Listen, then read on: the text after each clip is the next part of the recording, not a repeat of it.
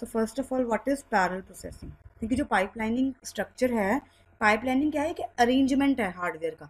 Hardware को इस तरीके से अटैच किया जाता है, सेपरेट हार्डवेयर यूज किया जाता है सेपरेट प्रोसेस के लिए। Parallel processing basically it is a term that is used to denote a large class of techniques.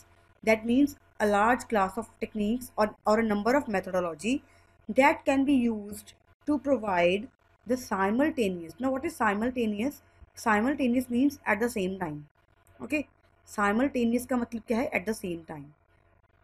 That means parallel processing is basically the use of techniques that provide us simultaneous data processing task. Okay, now अब ये जो simultaneously task हम perform करते क्यों हैं? Anybody can tell.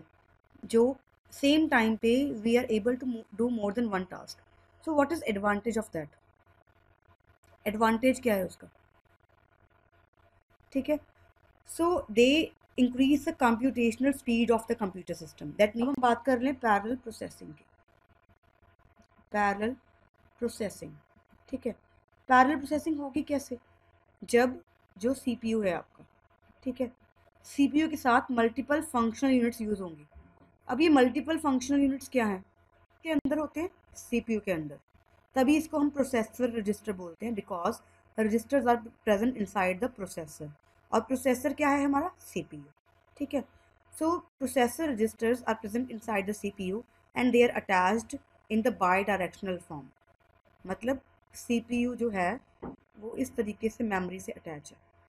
Memory से data CPU में आ सकता है और सीपीयू से डेटा मेमोरी में जा सकता है। Processor with multiple functional units. अब आपने नंबर ऑफ टास्क परफॉर्म करने के लिए बोल दिया कंप्यूटर को, तो वो कैसे करेगा?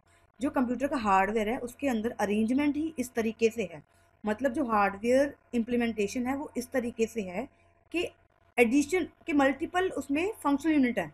मतलब एडिशन सब्ट्रैक्शन के लिए अलग सा हार्डवेयर कंपोनेंट लगा हुआ है, मल्टीप्लिकेशन के लिए अलग लगा हुआ है, लॉजिकल ऑपरेशन परफॉर्म करने के लिए अलग हार्डवेयर कंपोनेंट लगा हुआ है। तो ये सारे क्या है? हार्डवेयर यूनिट्स हैं जो कि अटैच्ड है प्रोसेसर के साथ, सीपीयू के साथ। ठीक है, so this means processor is attached with multiple functional unit to perform multiple task at the same time, that provides us parallel processing. So next is classification of parallel processing. Three ways. Okay, that means parallel processing can be achieved by using these three ways. Parallel processing can be classified based on internal organization of the processors. ये हो सकता है कि multiple processors parallelly लगे हुए हैं, attached हैं आपके hardware implementation में। ठीक है, so parallel processing can be classified based on internal organization of processor. Okay, interconnection structure between processor.